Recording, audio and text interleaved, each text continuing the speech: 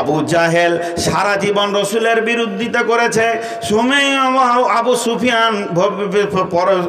সুফিয়ান শেষকালে ঈমান আনলো, সেও রসুলের বিরোধিতা করেছে।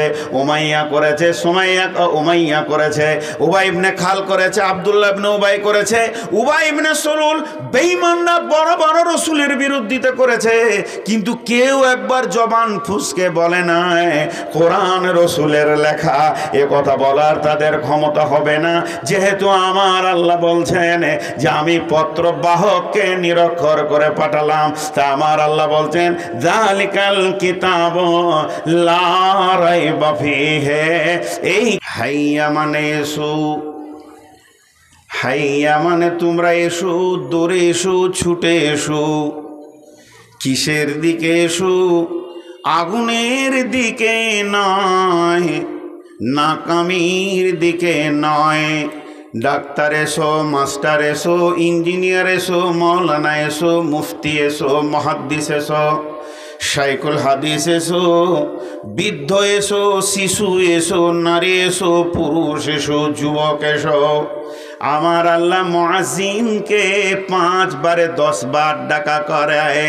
এদেরকে বলে দে এরা যেন গাফলতিতে না পড়ে যায়, ওদের কানে কর্ণ গহ্বরে ঢুকিয়ে দে হাইয়া আলাল ফালাহ, এসো এসো তোমরা কামিয়াবির দিকে এসো। নাকাম নাই, এখানে পরিপূর্ণ কামিয়াব লোকানো আছে।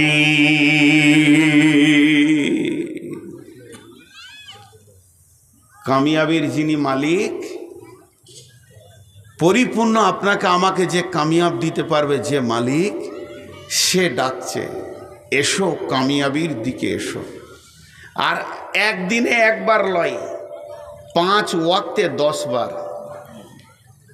হাইয়া আলাল ফালাহ,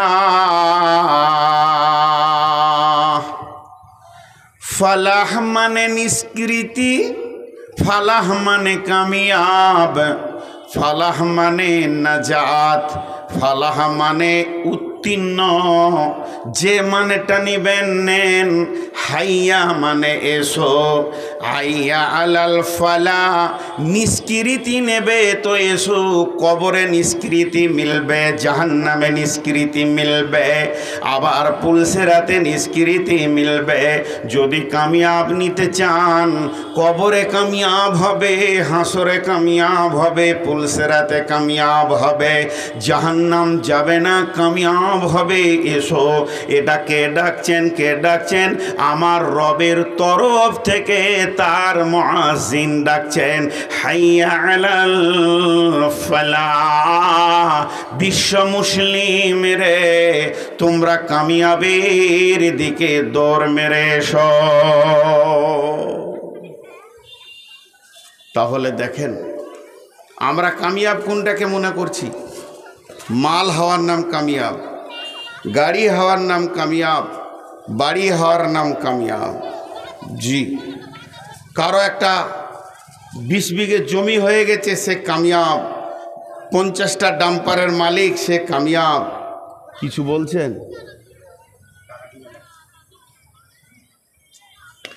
কামিয়াব ভাবছি আমরা, বহু কষ্ট করে এসছি। আপনারা 2 মিনিট সবর করেন, এদের গুরুত্ব আছে আল্লাহর কাছে। মাশাআল্লাহ মাশাআল্লাহ, আহা, আমি নিজে নিব দেন। মা মারা গেছে, দোয়া করব, বহুত দোয়া করব, রাতের নামাজে দোয়া করব ইনশাআল্লাহ। আচ্ছা ঠিক আছে, আপনি বসেন। এটা আলাদা করে রাখে, গুনেন। 100 আছে, মাশাআল্লাহ। আপনার এই দানটা অনেক বড়। ঠিক আছে, বসেন। বা আপনি যদি যাবেন কাজে তো যান, আমি দোয়া করব ইনশাআল্লাহ, কথা দিলাম। তো এর নাম হচ্ছে কামিয়াব। কিন্তু আমরা কামিয়াবি খুঁজে পাচ্ছি না, কামিয়াবি আমরা খুঁজে পাচ্ছি না। যেতে দেন, ওনাকে যেতে দেন আস্তে আস্তে। কামিয়াব কাকে বলে? চলেন আল্লাহ তাবারাক ওয়া তাআলা বলছেন, বিসমিল্লাহির রহমানির রহিম, আলিফ লাম মিম। সকলে আমার হাতের দিকে লক্ষ্য করবেন। যালিকাল কিতাবু লা রাইবা ফীহি হুদাল লিল মুত্তাকিন আল্লাযীনা ইউমিনুনা বিল গায়বি ওয়া ইউকিমুনাস সালাতা ওয়া মিম্মা রাযাকনাহুম ইউনফিকুন والذين يؤمنون بما أنزل إليك وما أنزل من قبلك وبالآخرة هم يوقنون। আল্লাহ 8টা কথা বললেন, একটা নয়, দুটা নয়, 8টা গুণের কথা বলার পর আমার রব বলছেন, উলাইকা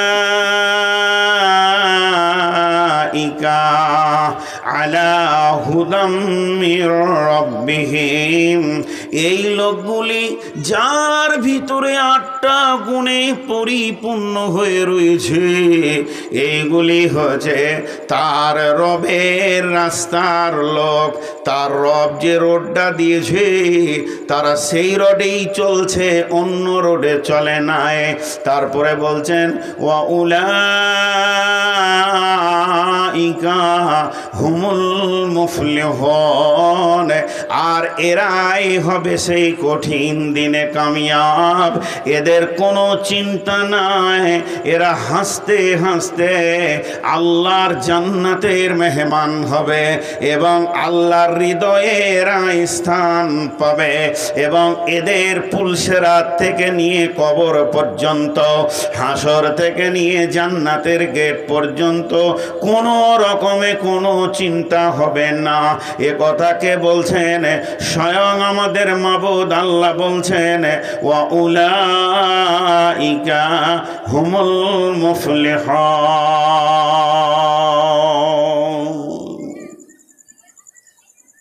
কত গুরুত্বপূর্ণ কথা এখানে ভরা আছে। আজকে আমরা সবাই একবার জিরো হয়ে যাই, আমি সহ। আপনারা জিরো হয়ে যান এ কথা আমি বলিনি, আমার নিজেকে ধরে বলছি। আমরা সবাই জিরো হয়ে যাই যে আমার মতো বোকা কেউ নাই, আমার মতো পাগলা কেউ নাই, আমি জীবনে ভালো আমল করতে পারিনি, আমার অনেক গুনাহ হয়ে গেছে, আমি অত্যন্ত পাপী। কিন্তু আমাকে সেই দিন বাঁচতে হবে, ওই দিনটা হলো কিয়ামতের দিন। আমাকে সেই দিন বাঁচতে হবে, সেই দিনটা হলো কবরের দিন। ওই দিন আমাকে বাঁচতে হবে, সেই জায়গাটা হলো পুলসেরাত। আর আমাকে সেই জায়গা থেকে দূরে থাকতে হবে, তার নাম হলো জাহান্নাম। এবং আমি জান্নাতে গিয়ে আল্লাহর মেহমান হব। এটা আমাকে আমার ব্রেনে, আমার মস্তিষ্কে, আমার ভাষাতে, আমার চলাতে, আমার বলাতে আমাকে আনতে হবে।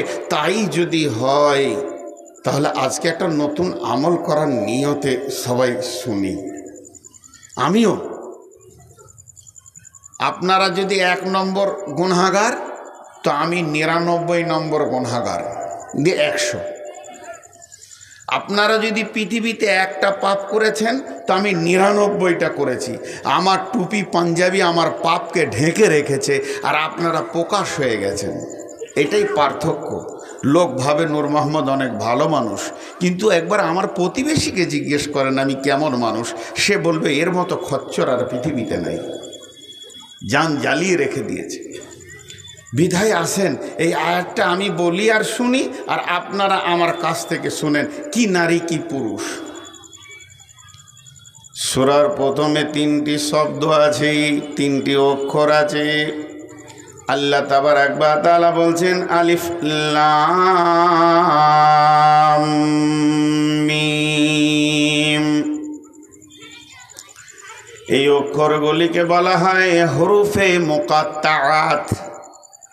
কাটা কাটা হরফ, যে হরফগুলো কোনো জয়েন্ট করা নাই সেগুলো কাটা কাটা হরফ বলা হয়। ওয়াল্লাহু আ'লামু বিমুরাদি, এইগুলোর ভিতরে কি তর্জমা আছে, কি তাফসীর আছে, বিশ্ব নবীকেও পর্যন্ত জানানো হয়নি। এর তর্জমা অরিজিনাল তাফসীর একমাত্র আল্লাহ রব্বুল আলামিন ছাড়া পৃথিবীর কেউ জানে না।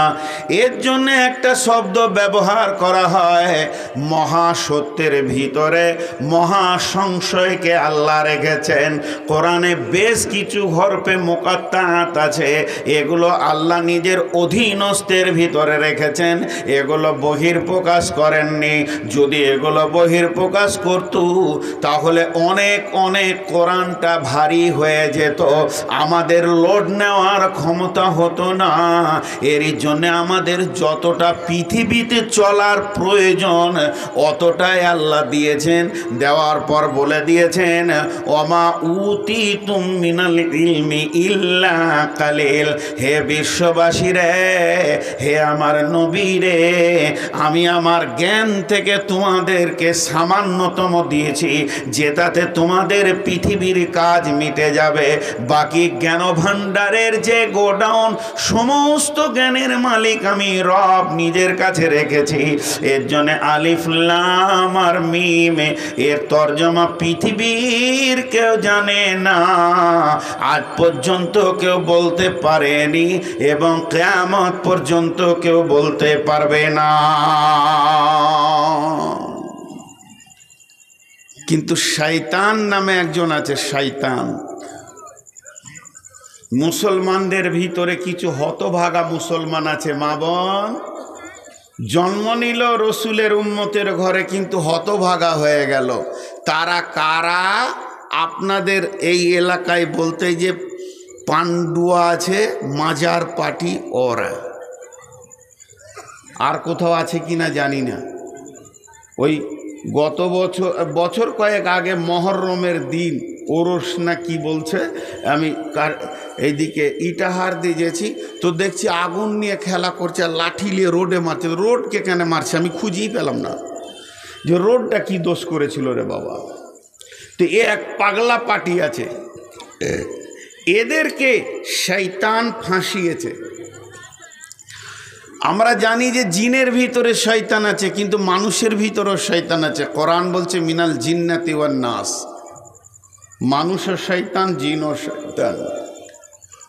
তো এরা আবার বলছে আলিফ লাম মিমের তর্জমা আমাদের পীর সাহেবের কাছে আছে, গোপন তথ্য আছে, অনেক নোংরা নোংরা কথা আছে। সেদিকে আমি আর সময়টা লাগিয়ে মেন দামি কথা কটাকে নষ্ট করছি না।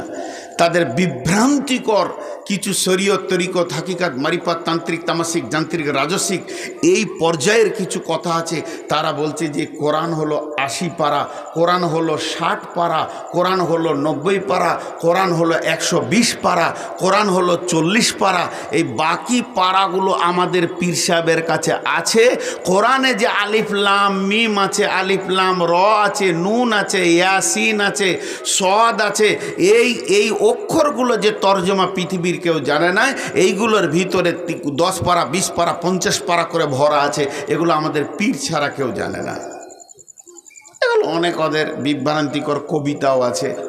জি, সোনার আদম রে বিসমিল্লার ফল পাইবি রে একদিন, ওরে কোরআনে তোর লেখায় আছে আলিফ লাম আর মিম। সোনার আদম রে বিসমিল্লার ফল পাইবি রে একদিন, কালেমা পর মুখে নামাজ পর মাথা ঠোকে, উকিল না ধরলে মামলা দায়ের করবে কে।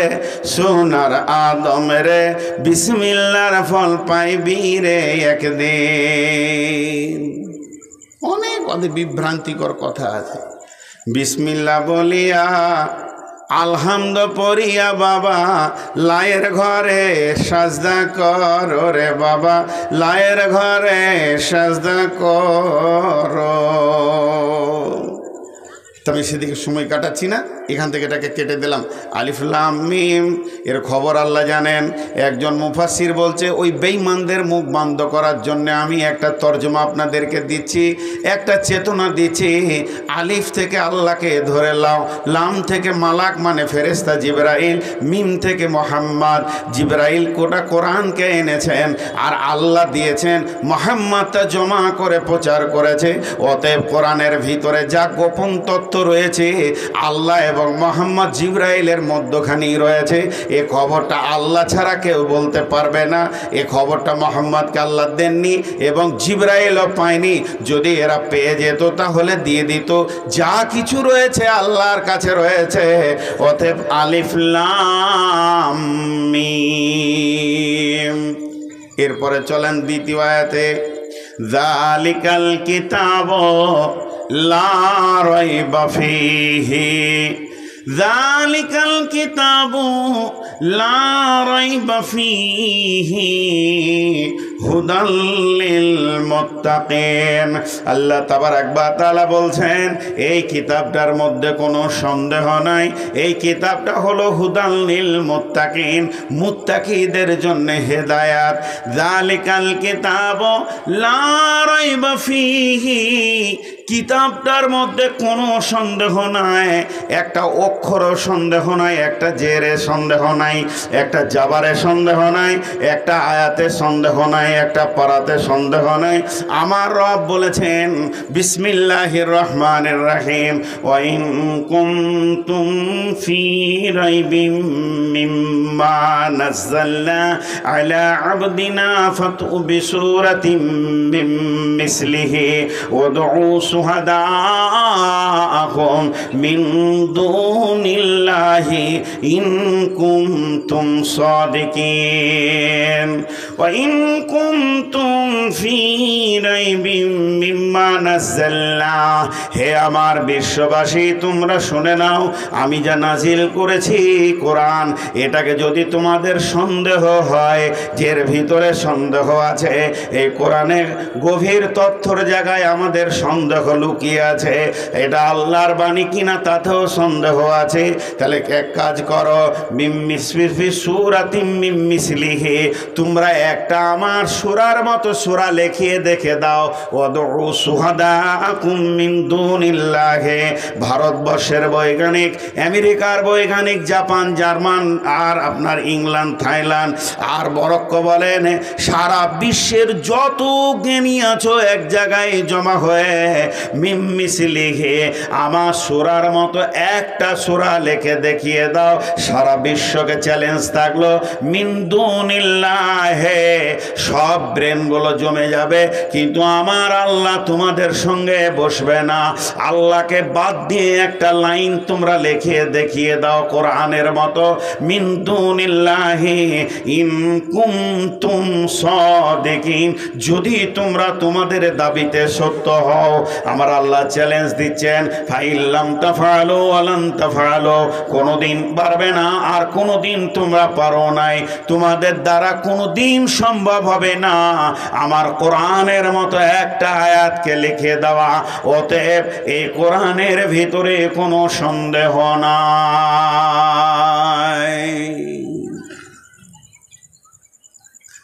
জি, আপনাদেরকে এবার একটু বিরক্ত করি।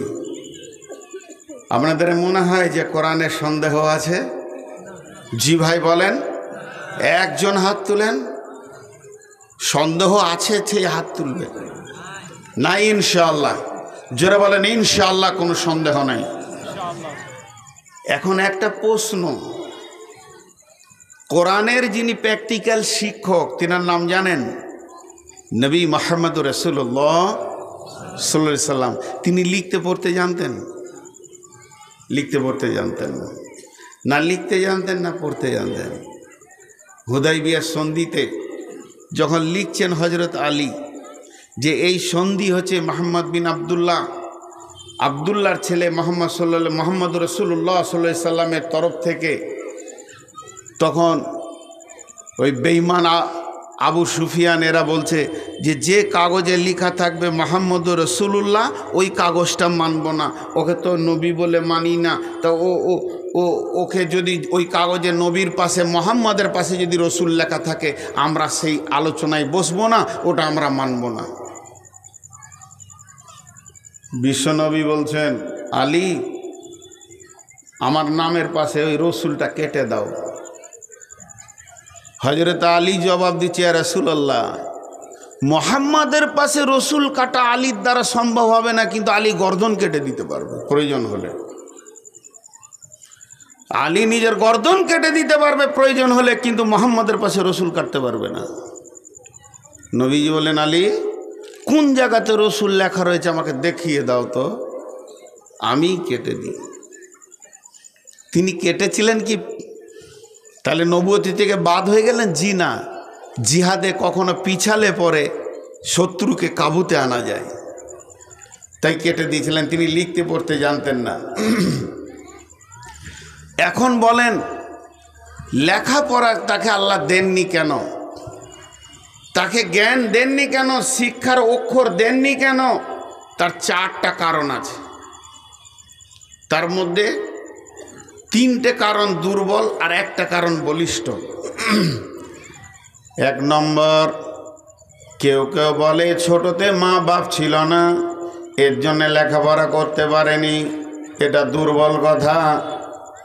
দুই নম্বর হচ্ছে যে বিশ্বনবীকে লেখাপড়া শিখাবে সেই রকম শিক্ষক কে আছে?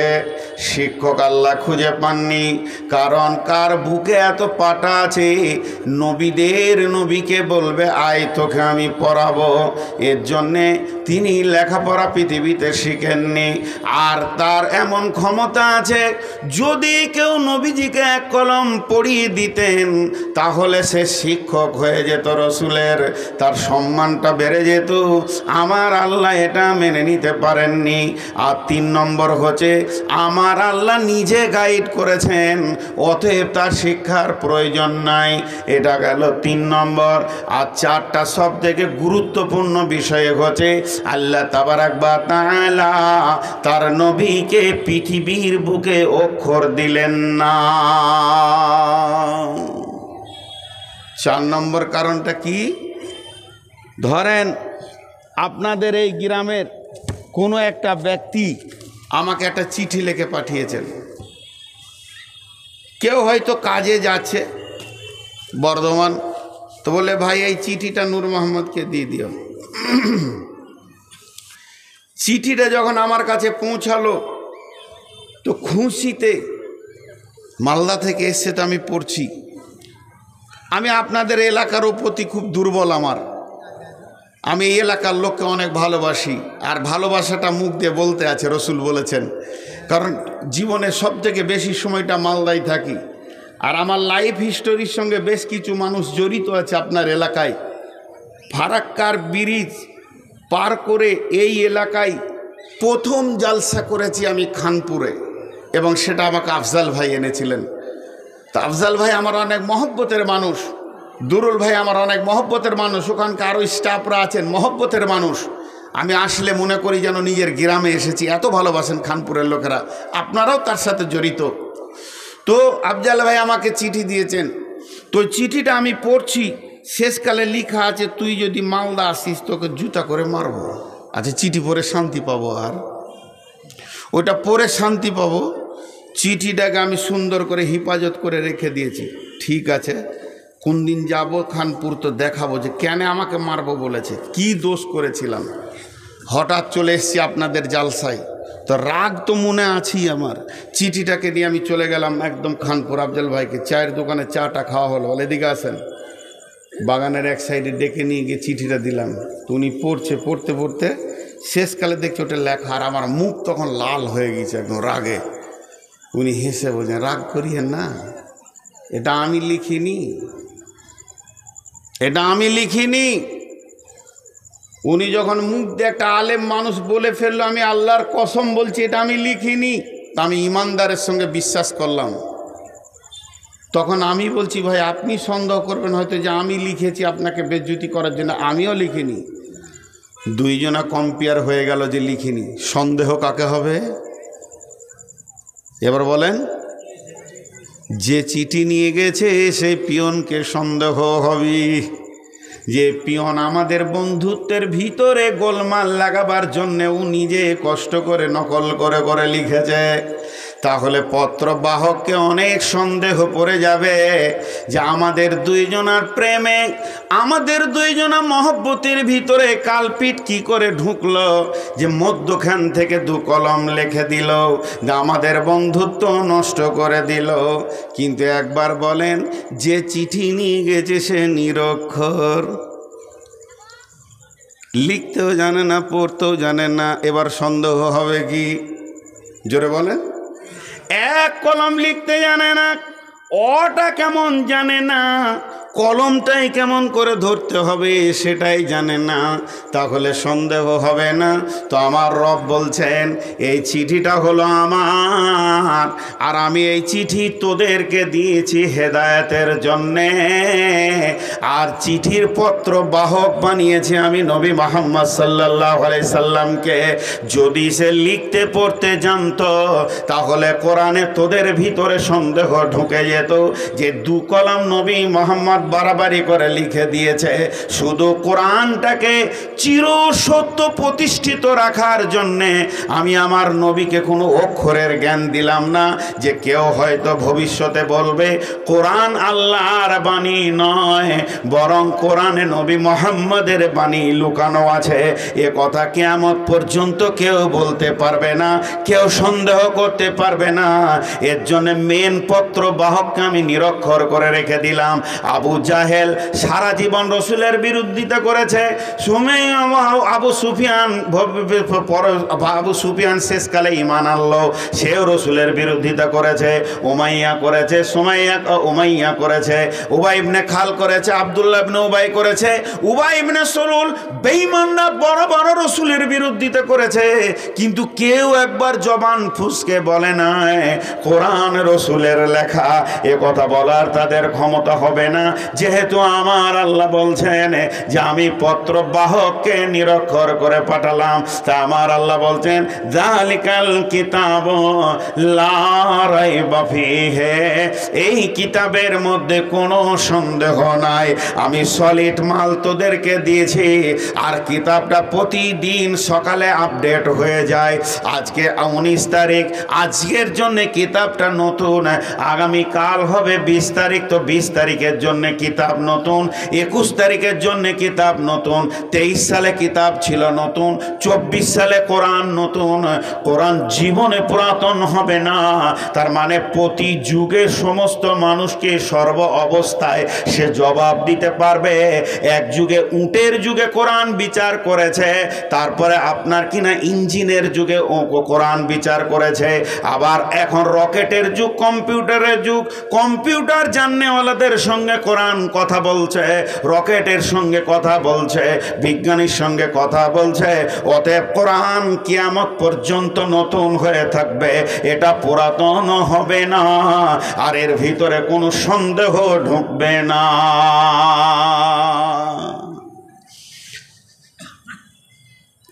আল্লাহ বলছেন হুদাল্লিল মুত্তাকিন, হুদাল্লিল মুত্তাকিন, হুদা মানে রাস্তা, লিল মানে জন্য, মুত্তাকিন মানে পরেজগার। এটা পরেজগারের জন্য রাস্তা, পরেজগারের জন্য রাস্তা। যারা পরেজগার লয় তাদের জন্য রাস্তা লয়।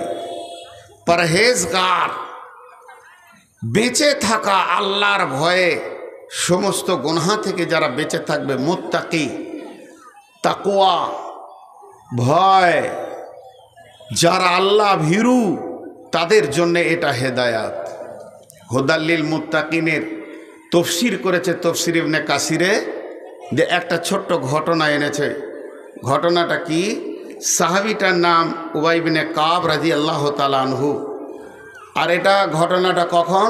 রসুলের জামানায় নয়, আবু বকরের জামানায় নয়, উমারের জামানার ঘটনা। হযরতে উমার একদিন লোকদেরকে বলছে, লোক সকল আল্লাহর ভয় সম্পর্কে তোমরা কিছু জানো? আল্লাহর ভয় কাকে বলে? তো সাহাবীরা চুপ করে আছেন। কেউ জানো, কেউ শুনেছ রসুলের কাছ থেকে? তো উবাই ইবনে কাব বলল, জি, আমি আল্লাহর ভয় রসুলের কাছ থেকে শুনেছি। হযরত ওমর বলছে, তুমি আমার কাছে এসো, আল্লাহর রসুল আল্লাহর ভয় কাকে বলেছে ওটা আমাকে বলো, তাহলে আমার দিলেও আল্লাহর ভয় আসবে। আর আমার ভয় যখন আল্লাহর ভয় আমার দিলে আসবে, তো আমার ওই ভয়টা রেনুয়েল হয়ে যাবে। তা বলে কি আমি ভাবছি যে হযরত ওমর আল্লাহর ভয় সম্পর্কে জানতেন না? উনিও জানতেন। যখন আরেকজনের কাছে শুনবো, ওটা রেনুয়েল হবে, ওটা আরও ভালো হবে, আরও সুন্দর হবে, দিলের ভিতরে ঈমান বসবে। তো হযরত ওমর যখন এই কথাটা বললেন, তখন উবাই ইবনে কাব ওনাকে এবার বোঝানোর জন্য একটা উদাহরণ দিচ্ছেন। কি বলছেন? আমিরুল মুমিনিন, খলিফাতুল মুসলিমিন, আপনি জীবনে অনেক জায়গায় চলাফেরা করেছেন, কোনো দিন কি এই রকম জায়গায় চলাফেরা করেছেন যে দুই দিকটা ছিল ফসলওয়ালা জমি, মধ্যখানে ছিল সংকীর্ণ আলপথ? কথাটা বোঝাতে পারলাম? দুইটা জমির মাঝে যেটা থাকে ওইটা আপনারা কি বলেন মালদার লোক? আল বলেন না? আল। এবার আলটা অতি সংকীর্ণ, আর ডান দিকেও জমি, বাঁ দিকেও জমি। ডান দিকের জমিতে কাঁটা দিয়ে বেড়া দিয়েছে, বাঁ দিকের জমিতেও কাঁটা দিয়ে বেড়া দিয়েছে, মধ্যখানটা আলপথ। এইরকম আলপথে হেঁটেছেন? তখন হযরত ওমর বলছে, হ্যাঁ আমি হেঁটেছি। বলে, কি করে হেঁটেছিলেন বলেন? তো হযরত ওমর একটু অঙ্গভঙ্গি করে আর মুখ দিয়ে বলছে যে কাপড়গুলোকে সেমটে নিলাম, আর মধ্যস্থ করে পা রাখলাম, না ডান দিকে ঝুঁকি না বাঁ দিকে ঝুঁকি। ডান দিকে ঝুঁকলো কাঁটাতে কেটে দেবে, রক্ত বের হয়ে যাবে, সুতা উঠে যাবে, কাপড় ছিঁড়ে যাবে। আর বাঁ দিকে ঝুঁকলো ওই অবস্থা হবে। তাই মধ্যস্থ করে পা রেখে ধীরে ধীরে ধীরে ধীরে আলপথটা অতিক্রম করলাম। যালিকাল কিতাবু লা রাইবা ফীহি হুদাল লিল মুত্তাকিন। যখন এই কথা বলেছেন হযরত ওমর যে আমি মধ্যস্থ করে নিজেকে আলপথটা অতিক্রম করলাম, উবাই ইবনে কাব বলছেন, বাস বাস বাস বাস হয়ে গেছে। আমিরুল মুমিনিন, খলিফাতুল মুসলিমিন, এর নাম হচ্ছে আল্লাহর ভয়। পৃথিবীতে যারা মুত্তাকি হবে, মুমিন হবে, তাদের জন্য শয়তান অনেক কাঁটা ছড়িয়ে দিয়েছে পৃথিবীতে। একদিকে ফেসবুক, একদিকে ইউটিউব, একদিকে আপনার গগলস, একদিকে মদ, একদিকে তাস, একদিকে জুয়া, একদিকে মেলা, একদিকে গান বাজনা, চারিদিকে যেন শয়তান কাঁটা ছড়িয়ে দিয়েছে। আর এই পৃথিবীতে মুমিনকে হাঁটতে হবে এই কাঁটার ভিতরে। যে মুমিন হবে নিজেকে ধীরে ধীরে ধীরে ধীরে ধীরে ধীরে কাঁটা থেকে বাঁচিয়ে এই পৃথিবীর এক প্রান্ত থেকে কবর পর্যন্ত পৌঁছাবে, তার গায়ে একটা কাঁটার আঁচড় লাগবে না। এর নাম আল্লাহর ভয়। এই আল্লাহর ভয় যার আছে, সেই কোরআন, যে কোরআনে কোনো ভেজাল নাই, ওই লোকটা যখন কোরআন পড়বে তখন ওর চোখে পানি আসবে, অঝর নয়নে সে হেদায়েতের রাস্তা খুঁজে পাবে। তাই আমার আল্লাহ বলছেন, যালিকাল কিতাব লা রাইবা ফীহি হুদাল লিল মুত্তাকিন। এই কিতাবের মধ্যে কোনো সন্দেহ নাই, এই কিতাবটা মুত্তাকি পরেশগারকে, আল্লাহ ভীরুকে হেদায়েত দেবে। জি ভাই, জঙ্গলে যত আছে সব গাছ। কবিরাজ যদি হয় তো জড়ি, আর বাবুর্চি যদি হয় তো লকড়ি। কবিরাজ যদি হয় তো জড়ি, আর বাবুর্চি যদি হয় তো জ্বালানি লকড়ি। তো গোটা কোরআনে অনেকগুলি আয়াত আছে, যদি সে আল্লাহ ভীরু হয় তো প্রত্যেকটা থেকে সে হেদায়েতের নূর পাবে। আর যদি সে আল্লাহ ভীরু না হয় তাহলে তার কাছে কোরআনের কোনো মূল্য নাই। কোরআনে তাফসীর করেছেন বড় বড় মুফাসসিরিনরা, তারা কোরআনকে নিয়ে সারা পৃথিবীতে আলোর পথ দেখিয়েছেন। আর ওই কোরআনের তর্জমা করেছেন গিরিশচন্দ্র সেন। সে আলো পায়নি, অন্ধকার অবস্থায় পৃথিবী থেকে তাকে যেতে হয়েছে। তো এই কোরআন এমন একটা জিনিস, আল্লাহর ভয় থাকতে হবে। এবার চলেন, দুইটি কথা হয়ে গেল। নাম্বার 3, আল্লাযীনা ইউমিনুনা বিল গায়বি, আল্লাযীনা ইউমিনুনা বিল গায়বি, আল্লাযীনা ইউমিনুনা বিল গায়বি। আল্লাহ কত দামি কথা বলেছেন এখানে। যারা অদৃশ্যের উপরে ঈমান আনে, অদৃশ্যের উপরে ঈমান, আল্লাহকে দেখলো না, ঈমান আনলো। আল্লাহকে জীবনেও চোখে দেখেনি, আল্লাহ আছে, 100% ঈমান আনছে, আল্লাহর ভয়ে থরথর করে কাঁপছে, রাতে উঠে কাঁদছে, আল্লাহ তাবারাক ওয়া তাআলা আছি এটা বিশ্বাস রেখেছে। আবার জাহান্নাম দেখলো না, জাহান্নামের ভয়ে থরথর করে কাঁপছে। জান্নাত দেখলো না, জান্নাতের আশাতে সে নিজেকে বিগলিত করে রেখেছে, বিচলিত করে রেখেছে। পুলসেরাত দেখে নাই, পুলসেরাতের ভয়ে থরথর করে কাঁদছে। হাসরের ময়দান দেখে নাই, আর কবরের আযাবের খবর তার কাছে নাই। অর্থাৎ এমন কিছু জিনিস আছে যেগুলো দেখা যাবে না, এমন আল্লাহকে পৃথিবীতে দেখা যাবে না, জান্নাতে যাওয়ার আগে পর্যন্ত দেখা যাবে না। তবে রোজাদাররা কিয়ামতের মাঠে আল্লাহকে দেখবে।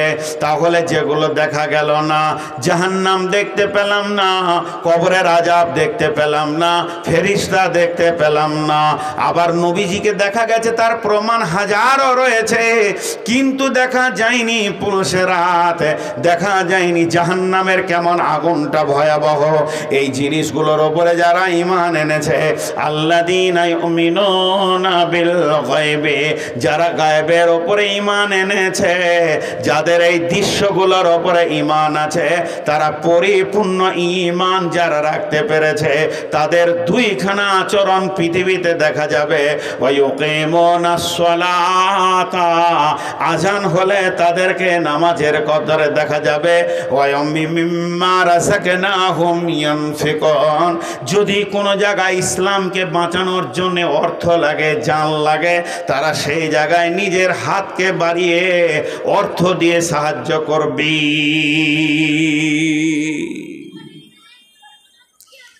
গায়েবের ওপরে ঈমান, জি আমাদের ঈমান কতটা আছে? কবরের আযাব সম্পর্কে আমাদের কতটা ধারণা আছে? জাহান্নাম সম্পর্কে আমাদের কতটা ধারণা আছে?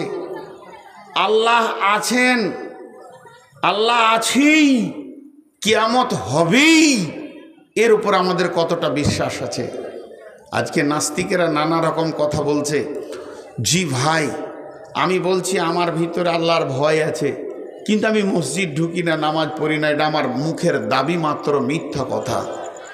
গায়েবের উপরে ঈমান, অদৃশ্যের উপরে ঈমান আমাদেরকে রাখতেই হবে। রাখতে হবে মানে ফরজে আইন, রাখতেই হবে, ফরজে আইন। কিন্তু আমাদের গায়েবের উপরে ঈমান কতটা আছে?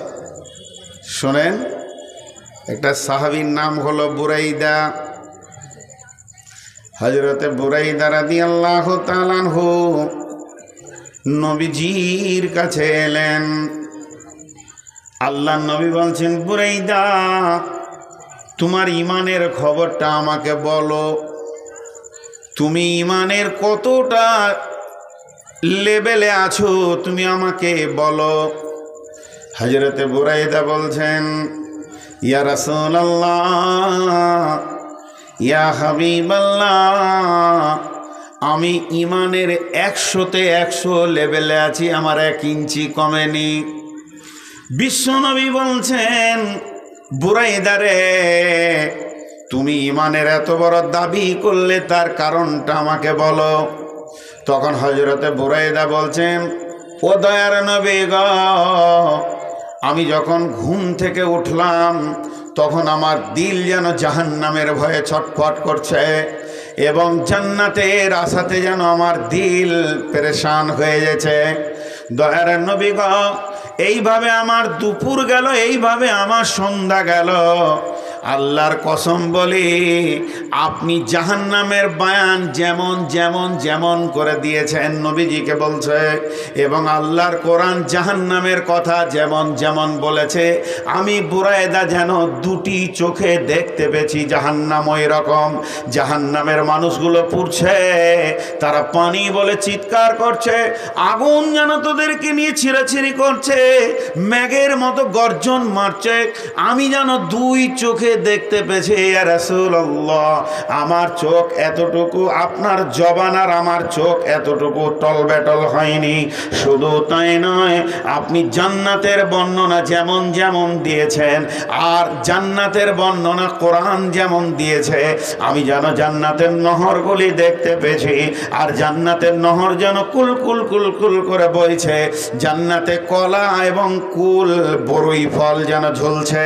আপনি আঙ্গুরের কথা বলেছেন, খেজুরের কথা বলেছেন, জান্নাত যেন সুসজ্জিত হয়ে রয়েছে। একদিকে আমি জাহান্নামকে জ্ঞান চোখে দেখছি, ইমানের চোখে দেখছি, একদিকে জান্নাতকে দেখছি, একদিকে আল্লাহর ভয়ে থরথর করে কাঁপছি, একদিকে আল্লাহর প্রতি বৃহৎ আশা করে বসে রয়েছি জান্নাতে যাওয়ার। এই অবস্থা আমার সকাল গেছে, দুপুর গেছে, সন্ধ্যা হতে চলেছে। ও দয়ার নবী গো, এইভাবে আমার আজকের দিনটা কেটে গেল। আল্লাহর নবী জবাবে উত্তরে বলছেন, বুরাইদারে, তুমি নিজের ব্যাপারে যে ইমানের দাবি করেছ, যে তুমি 100-তে 100 ইমানের ওপরে আছো, আমি নবী মুহাম্মদ সাল্লাল্লাহু আলাইহি সাল্লাম বলছি, তুমি 100-তে 100 ইমানের ওপরে রয়েছ। এখানে যতগুলি লোক বসে আছে, আমি কাউকে বেজ্জতি করতে চাইছি না, আমি নিজেই বলছি, সারাদিনে একবার কবর মনে পড়ে, সারাদিনে একবার পুলসেরাত মনে পড়ে, সারাদিনে একবার জাহান্নাম মনে পড়ে, সারাদিনে একবার জান্নাত মনে পড়ে। যদি এইগুলো মনে পড়তো তাহলে এই মুসলিম আর বেলাইনে যেত না, হেদায়েতের প্ল্যাটফর্মেই দাঁড়িয়ে থাকত। আমাদের মনে পড়ে না। জি, একজন সাহাবী এসে রাসূলুল্লাহ সাল্লাল্লাহু আলাইহি সাল্লামকে বলছেন, ইয়া রাসূলুল্লাহ, কিয়ামতের মাঠে বিচার কে করবে? বলছে আল্লাহ। বলছে তাহলে আবার কি, চিন্তা নেই? বলে কেন গো? বলে আল্লাহ যে মেহেরবান, পাস করে যাব ইনশাআল্লাহ। তো আল্লাহর প্রতি যে যেমন ধারণা রাখবে, আল্লাহ তার সঙ্গে সেই ব্যবহার করবেন। আমাদের আল্লাহর প্রতি ধারণা কি বলেন? 100-তে 100 ইমান আছে? নাই। অনেক দুর্বলতায় আমি পৌঁছে গেছি। যে ইমানের 27 সাহাবা রাদিয়াল্লাহু আজমাইনদের ছিল, সেই ইমান আল্লাহর প্রতি আমাদের নাই। যদি থাকতো তার প্রমাণটা কি? জি, মাটির নিচে বিচন আছে না নাই? একজন বলছে নাই, আর একজন বলছে আছে। বলে প্রমাণ হয়ে যাবে। যখনই অঙ্কুর ওপর দিকে মাটি ফাটিয়ে উঠবে, তো প্রমাণ হয়ে যাবে যে কার কথা সত্য, বিচন ছিল কি ছিল না। তা আল্লাহ বলছেন, ইমান আছে না নাই কি করে বুঝবে? বলে 2 জায়গা তোকে দেখে লিও, ইমান আছে না নাই বুঝে নিবে। সেটা কোথা? হাইয়া আলাস সালাহ।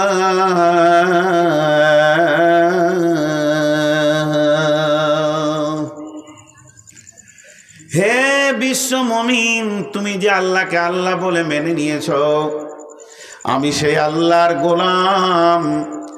আল্লাহর ডাক আমি তোমাকে দিছি, আল্লাহ ডাকছে তোমাকে। হাইয়া আলাস সালাহ। গ্রামবাসী, শহরবাসী, কৃষক, চাষি, শিক্ষিত, মূর্খ, সবাই তোমরা আল্লাহর ঘরে এসে যাও, আল্লাহর ঘরে ঢুকে যাও। আল্লাহ তাবারাক ওয়া তাআলা বলছেন, আল্লাযীনা ইউমিনুনা বিল গায়বে, যে লোকটা গায়েবের উপরে ঈমান এনেছে, 1 নম্বর আমল করবে, ওকে কেউ নামাজের কাতার থেকে বের করতে পারবে না। ভুলবশত মুমিন গুনাহ করতে পারে, চুরি করে নিতে পারে। একটা মুসলমান ভুলবশত চুরি করবে, ভুলবশত গুনাহ করবে, ভুলবশত তার দ্বারা জেনা হয়ে যেতে পারে, কিন্তু কোনো ইমানদার ভুলবশত নামাজ ছাড়তে পারবেন না। যার আখিরাতের ঈমান আছে, গায়েবের ওপরে ঈমান আছে, জান্নাত জাহান্নামের ঈমান আছে, আল্লাহর ওপরে ঈমান আছে, ওই লোকটাকে নামাজের কাতারে তুমি পেয়ে যাবে। আর কোথা পাবে? ও মিম্মা রাযাকনাহুম ইউনফিকুন, যেখানে টাকা পয়সা, মাল, সোনা দানা, আনাজ, ধান, টাকা, চাল সেগুলো জমা হচ্ছে আল্লাহর দ্বীনের জন্যে, ওই জায়গাতে ওকে পেয়ে যাবে। এরা মনে মনে বলছে এবার মনে হয় কালেকশন করবে, তাহলে আমরা কেটে পড়ি। কালেকশন আমি করব না, তফসির শুনেন। কালেকশন করব একবারে শেষে। এরা এই দিনাজপুর পৌঁছে, এটা না? হ্যাঁ, ওই জন্যই ওদের রোগ আছে। মালদার আবার এই রোগটা নাই। আর আপনাদের মালদার পাশে আছেন বলি খানিকটা ধৈর্য আছে। খালি একবার কুশমুন্ডি, আপনাদেরই জেলা পড়ছে কুশমুন্ডি, হরিরামপুর, এই এলাকায় চলে যান, আর একবার খালি বলে দেন, বক্তা যদি ফুঁস করে মুখ দেওয়ার বের হয়ে যায় যে দান করলে নেকি হবে, কোনো তফসির করতে করতে বলে দেয়, তো এরকম ময়দান 3 মিনিটে খালি হয়ে যাবে। মাসা কমিটি, মাসার সেক্রেটারি 20 টাকা দেয়, আবার 22 জনের জন্য দোয়া করায়। হ্যাঁ, বড় বড় মাদ্রাসা আছে ওখানে। দিনাজপুরকে আল্লাহ মেরে দিয়েছে, একটা বড় মাদ্রাসা নাই, শ্রীমন্তপুর ছাড়া। আর ওদিকে আর 2টা আছে। মালদাতে দেখেন তো কতগুলা, খানপুর, রাঙ্গাইপুর করে গুণে শেষ করতে পারবে না। রাগ করছে, ফের বলছে না আছে। এরা দান করবে না, কিন্তু যদি বলা হয় যে রোড সাইডে 3 কাঠা জায়গা আছে, লিবি বলবে কাউকে জিজ্ঞেস করিস না, তারা টাকা দিয়ে ওর মুখকে চেপে ধরবে। দিনাজপুরের মতো ধনী বড় লোক খুব অন্য জায়গায় কম আছে, ঘরে ঘরে টাকা আছে প্রচুর, হারভেস্টার আছে। নমুনিয়াতে 86 খানা হারভেস্টার। হ্যাঁ হ্যাঁ, মাদ্রাসা আছে, তবে ওদের দান আছে, 2টা মাদ্রাসা চালাচ্ছে। তো আল্লাহ তাবারক ওয়া তাআলা সকলকে দান করার তৌফিক দান করুন। আমি এখন তফসির করছি, তফসির করে যাচ্ছি।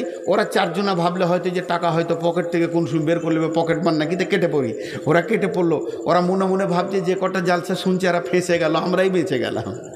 ওরা খুশিতে ঘর যেছে, যাজ্ঞা ছেড়ে দেন। এখন আমাকে তফসির করতে দেন, মাঝে কালেকশন করব না, শেষকালে কিছু চাইবো, কারণ মসজিদের জন্য এত মেহনত যখন আপনারা এসেছেন দেবেনও। তো আল্লাহ তাবারক ওয়া তাআলা বলছে ওদেরকে 2 জায়গায় পাওয়া যাবে। একটা ঘটনা, সৌদি আরব থেকে একটা ওই তবলিগ জামাত এসেছিল কেরলে। ওখানে বেশ কিছুদিন তবলিগ করলো। তো ওদের সাথে দিন 15-20 একটা ইন্ডিয়ান কেরলের ছেলে ছিল, গাইড হিসেবে, আরবি জানে ভালো। তো এখন সৌদির জামাতটা যখন ফেরত যাচ্ছে, তো মদিনার লোক ছিল ওর মধ্যে 1-2 জন, তোকে ভিজিটিং কার্ড দিয়েছে যে আমার বাড়ি যদি হজ বা উমরা করতে যেও, তো এলো কার্ড আমার দোকানে দেখা করিও। তো যে ঠিক আছে দেখা করব। পেছন দিকে যান, পেছন সামনে আসিয়েন না, তো দেখা করব।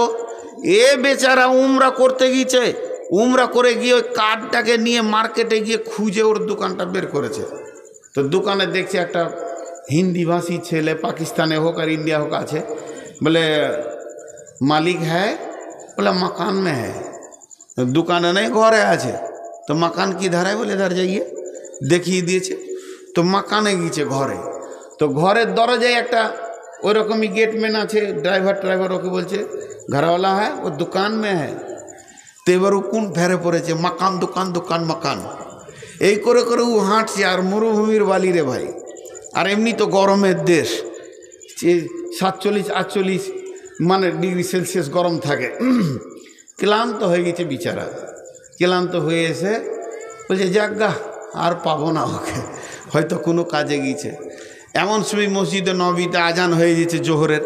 তো দেখছে আমি উমরা করতে এসেছি, তো আমার জামাত কেন ফেল হবে, আমি নামাজটা পড়ি। নামাজ পড়ার নিয়ত করে মসজিদে ঢুকেও সুন্নত পড়তে শুরু করেছে। তো দেখছে ওই লোকটা আবার সামনেই। তোর কলজেটা বড় হয়েছে, যাক দোকান মাকান করে হেঁটে ক্লান্ত হয়ে এবার পেয়েছি মাল। ফরজ নামাজ হলো, তো সালাম ফিরেছে। তারপর ওকে মুসাফা করছে, তোকে বুকে জড়িয়ে ধরেছে, হ্যাঁ আসেন ভাই চলেন, হ্যাঁ হোটেলে নিয়ে গিয়ে খাওয়া দাওয়া সব ব্যবস্থা। তখন এই ইন্ডিয়ান কেরলের যুবকটা জোরে নিঃশ্বাস ছেড়ে বলছে, রে ভাই 1.5 ঘন্টার দোকান মাকান দোকান করেছি, খুঁজে পাইনি। তো ওই মদিনার লোক কি উত্তর দিছে জানেন? বলছে এটা তো তুমি ভুল করেছো, এটা তোমার ভুল, তোমার নিজের ভুলের কারণে তুমি কষ্ট পেয়েছো। বলে কেন? বলছে শোনো, কোনো গ্রামে, কোনো পাড়াতে, কোনো টলাতে যদি কোনো মুসলমানকে খোঁজ করতে যাও, তাহলে তার দোকান মাকান আর মাঠে পুকুরে খোঁজার দরকার নাই। তুমি নামাজের টাইমে যাবে, মসজিদে বসে থাকবে, আজান হলে মুসলমান কোথাও থাকবে না, মসজিদের গেটে ঢুকবে,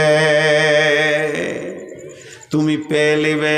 কিন্তু আজকে বলেন, আজকে আমাদের আজান হলে বাড়ি থেকে বের হয়ে মার্কেটে যায়।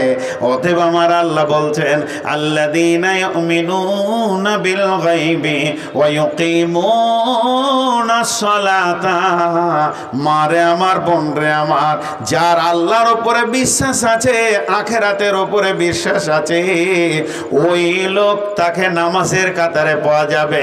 ওয়া মিম্মা রাযাকনাহুম ইউনফিকুন, এবং সে আল্লাহর দেওয়া রুজি, আল্লাহ তাকে যেটা দিয়েছে, সারা বছর কামাই করে ঘাম ঝরানো পয়সা, আল্লাহ তাকে যে দিয়েছে ইনকাম, এই টাকা পয়সা থেকে, রুজি থেকে আল্লাহর রাস্তায় লোকটি দান করবে। তার দানের হাতকে কেউ বন্ধ করতে পারবে না। আমাদের ধারণা যার মাল বেশি তার দান বেশি, আমাদের ধারণা যার মাল বেশি তার দান বেশি, কিন্তু কোরআন বলছে না, যার ঈমান বেশি তার দান বেশি। তার কারণ হচ্ছে টাকা পয়সা এমন একটি বিষয়, ঈমান না থাকলে দান করতে পারবেন না। আমার আল্লাহর উপরে যদি বিশ্বাস না থাকে, তাহলে আমি আল্লাহর রাস্তায় দান করতে পারবো না।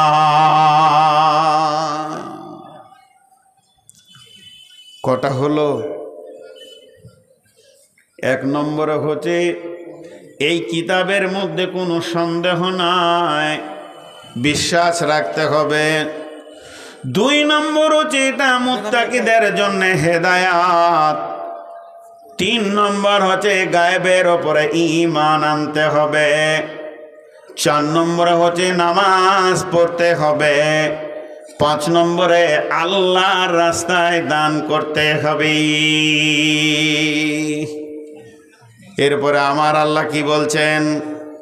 ওয়াল্লাযীনা ইউমিনুনা বিমা উনজিলা ইলাইকা, আল্লাহ তাবারাক ওয়া তাআলা বলছেন, তাদের ওপরে আমি যে নাজিল করেছি কিতাবটা, এই কিতাবটার ওপরে তাদেরকে ঈমান আনতে হবে।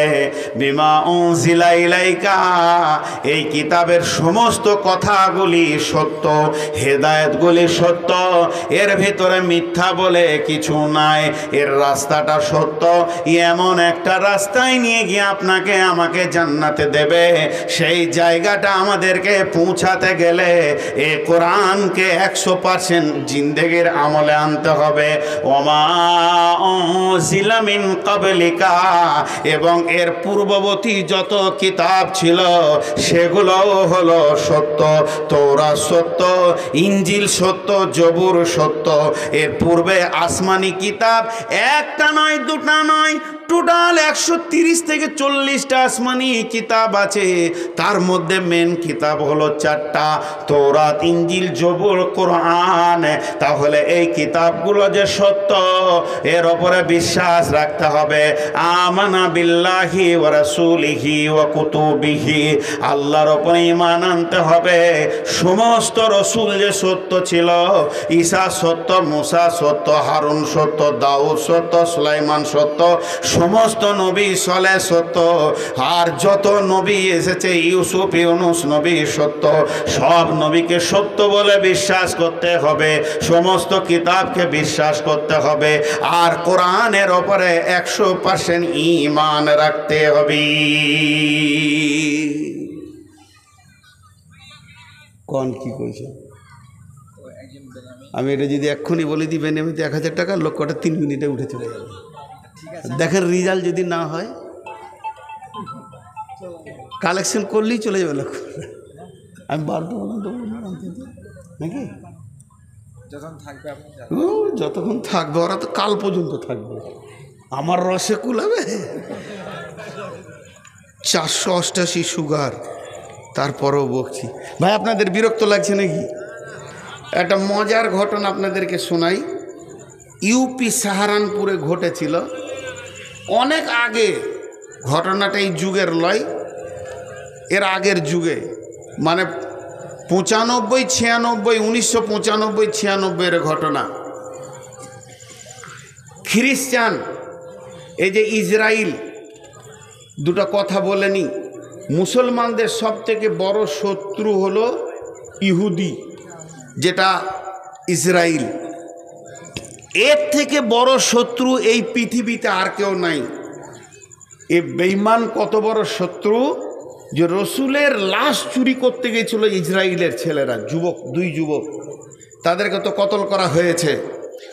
কাবার গিলাফে আগুন লাগাতে গেছিল এই ইসরায়েলের ছেলে।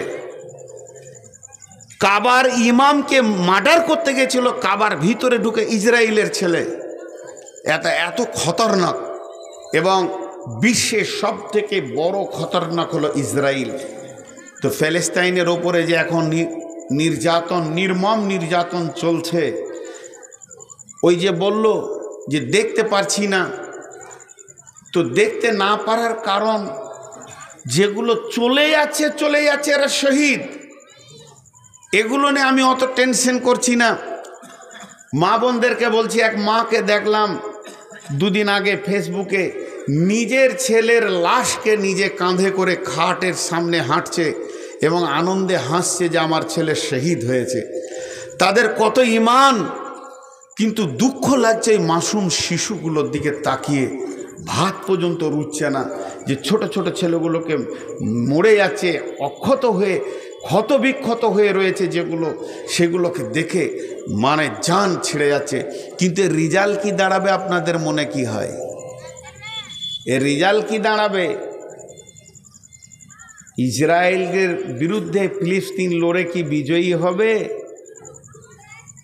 জি, বিশ্বনবী বলে চলে গেছেন আজ থেকে 1400 বছর আগে, বিজয়ী হবে না। যদি হবে তো কিয়ামত হবে। এমন একটা দিন আসবে, ইহুদিরা গাছের ফাঁকে লুকাবে, তো গাছ বলে দিবে এখানে ইহুদি আছে, মার খায়। এই দিন আসবে, ইমাম মেহেদি আসবে।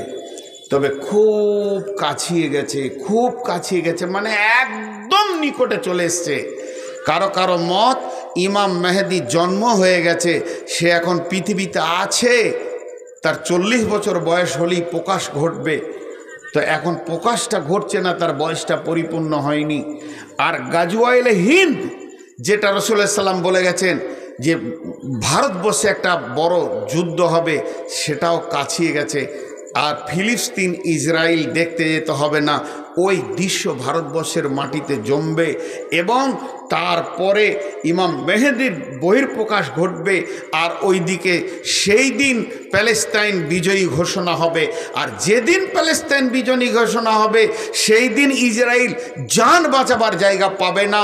আর যখন জান বাঁচাবার জায়গা পাবে না, তখনই এই মাসি হলো 2টা, একটা মাসিহ ইবনে দাজ্জাল, আর একটা ঈসা মাসি। যত পৃথিবীর খ্রিস্টান আছে তারা ঈসা মাসির কাছে চলে আসবে, এরা মুসলমানে গ্রহণ হয়ে যাবে, এরা মুসলিমদের দিকে চলে আসবে। আর ইহুদিরা চলে যাবে ওই মাসিহ ইবনে দাজ্জাল, কানা দাজ্জালের দিকে। ওরা দাজ্জালের দিকে যখন চলে যাবে, এরা মুসলিমের দিকে চলে আসবে যত খ্রিস্টান আছে। তখন ঈসা মাসির কাছে যখন এরা পেয়ে যাবে, ঈসা মাসি ওদেরকে বলবে, আমি নবী মুহাম্মদ সাল্লাল্লাহু আলাইহি সাল্লামের তরিকায় চলছি, তোমরাও চলো। তখন এরা এই দিকে ঢুকে যাবে। তখন পৃথিবীর বুকে ইহুদি বলে আর কিছু থাকবে না, শেষ হয়ে যাবে। তাহলে সেটা কিয়ামতের একবারে আশু স্টার্টিংয়ের একদম মুহূর্তে। তাহলে যদি কিয়ামত 2-4 বছরে, 2-3 বছরের ভিতরে হয়, তাহলে ইসরায়েল হারবে আর প্যালেস্টাইন জিতবে। আর যদি কিয়ামত এখনো 20 বছর লেট আছে, তাহলে পারবে না, চলবে এখনো 20 বছর এরকম। কারণ আল্লাহ রসুল বলে চলে গেছেন, এর ভবিষ্যৎবাণী একটাই দারোদার হবে না। তাহলে আমরা কোন নবীর উম্মত? আমরা হলাম আখিরি নবী, নবী মুহাম্মদ রাসূলুল্লাহ সাল্লাল্লাহু আলাইহি সাল্লামের উম্মত। তা আল্লাহ বলছেন যে সমস্ত কিতাবের ওপরে ঈমান আনতে হবে, সমস্ত নবীর ওপরে ঈমান রাখতে হবে। ঈমান রাখবো তারা সত্য নবী ছিল এটা বলবো, আমার ঈমান বলবে সত্য নবী, সেই কিতাবগুলো সত্য, কিন্তু ওদের ওই আইনে এবং ওই নবীর সুন্নতে আমাদের চলা যাবে না। আমাদের চলা যাবে? আরে কথা বলে না, যাবে? যাবে না। এবার যে ঘটনাটা আমি আপনাদেরকে শোনাচ্ছিলাম সাহারানপুরের বুকে হয়েছিল, তখন মোটামুটি ওই 1995-96 সময় খ্রিস্টানদের সঙ্গে মুসলমানদের একটা বিতর্ক সভা হয়েছিল। তো খ্রিস্টানদের যেটা সব থেকে বড় পোপ বাইরে থেকে এনেছিল, সেই পোপ উঠে কি বলল? পোপ উঠে বলছে যে তুমি একটা রাস্তায় হাঁটছো, হাঁটতে হাঁটতে রাস্তাটা দুমহনা হয়ে গেল, দুই দিকে ঘুরে গেল, তো কোন দিকে যাবে এটা কাকে জিজ্ঞেস করবে? রাস্তা ভুলে গেছো, একটা লোক ঘুমিয়ে আছে আর একটা লোক বসে আছে, জেগে আছে, কাকে জিজ্ঞেস করবে? জি ভাই, আপনাদের মন কি বলছে? যে জেগে আছে তাকে জিজ্ঞেস করব। ওর বক্তব্য, নবী মুহাম্মদ মারা গেছে, ঘুমিয়ে আছে, হজরত ঈসাকে তুলে নেওয়া হয়েছে, বেঁচে আছে, জীবিত আছে, তাহলে এখন যদি জান্নাতের রাস্তা নিতে হয়, তোমার রাস্তা বিভ্রান্ত হয়ে গেছে, তুমি ভুলে গেছো।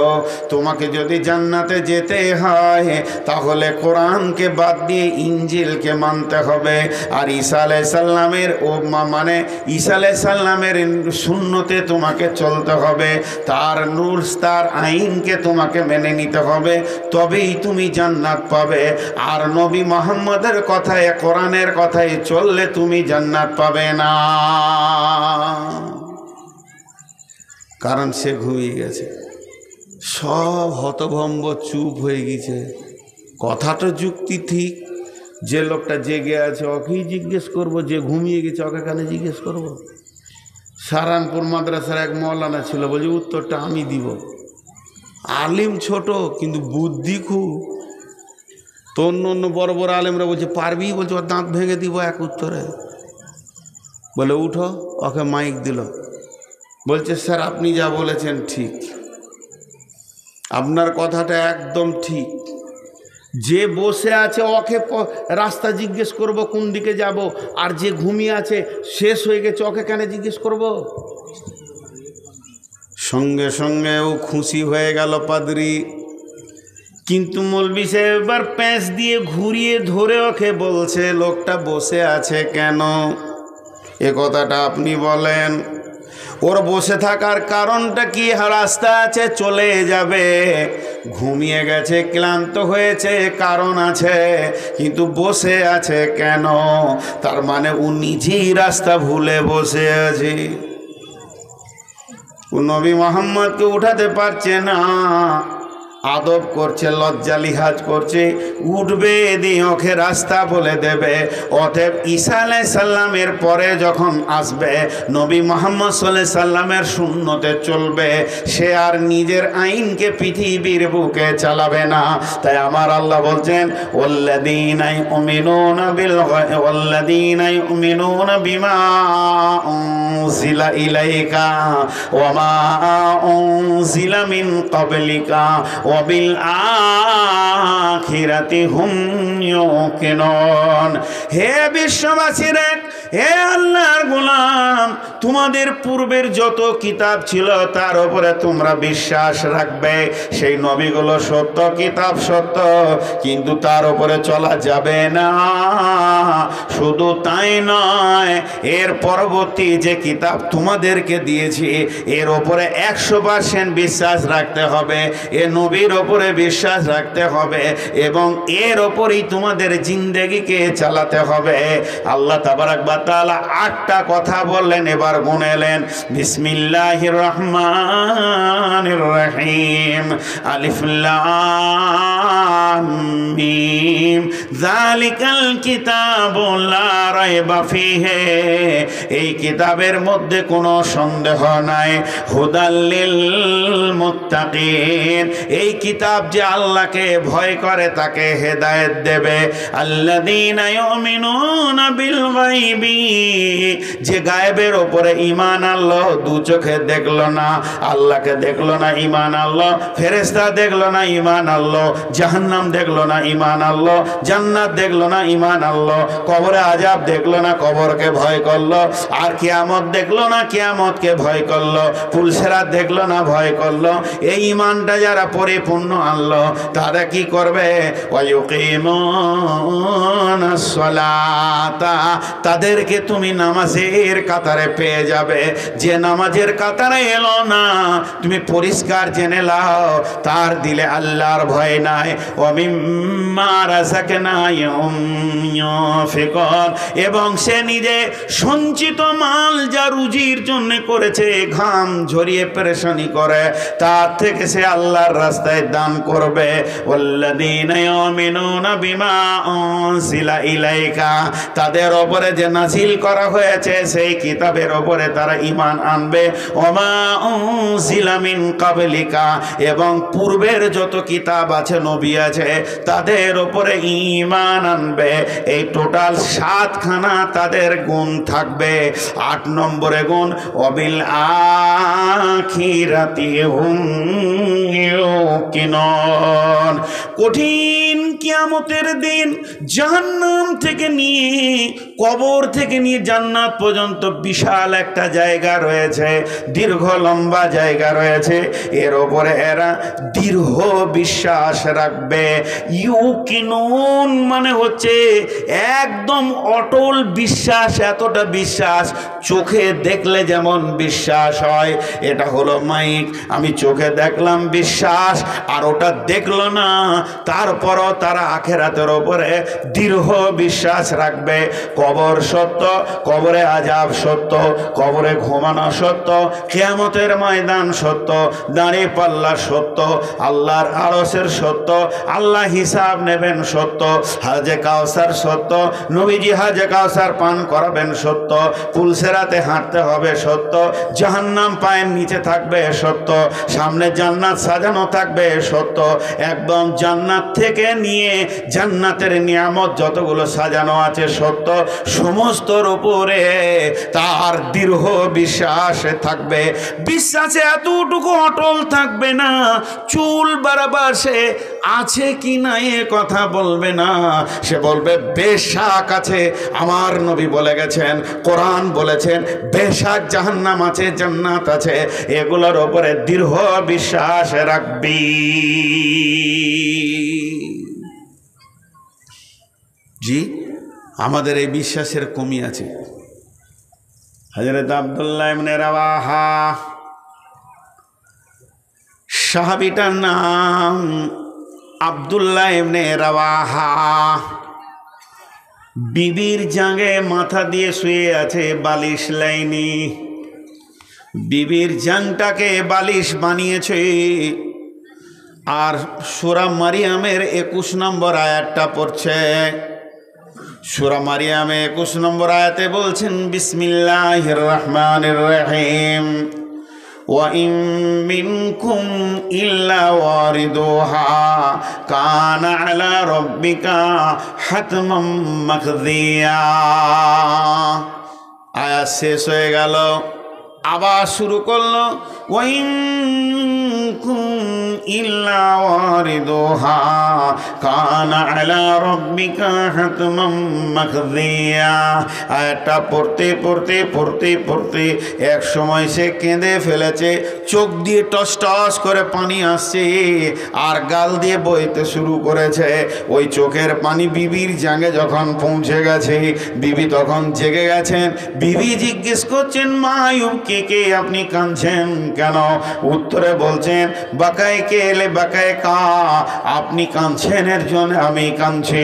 তখন বিবি বলছে, আপনি কাঁদছেন কেন?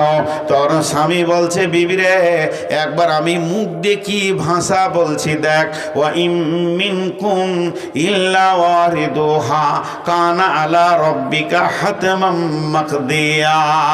আমি বলতে রয়েছি, আমার আল্লাহ বলছেন কোরআনে, হে বিশ্ববাসী শুনে নাও, তোমাদের যে যেটা আসল ঘর তার নাম জান্নাত। ওর 100টা রাস্তা নাই, একটাই রাস্তা আছে।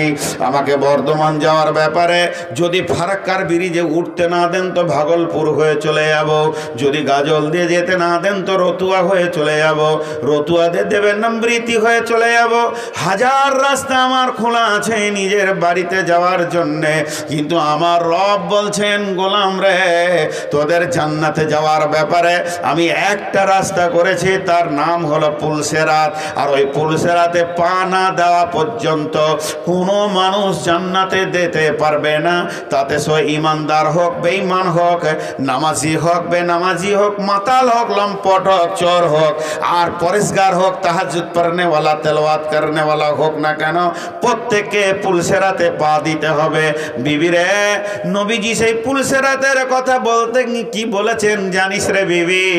নবীজি বলছেন সেই পুলসেরাতের দুই দিকে এত ঘন গাছ রয়েছে, কাসাদান, সাদান গাছের মতো সেই গাছগুলি রয়েছে। তার ফলগুলো কেমন বিবিরে?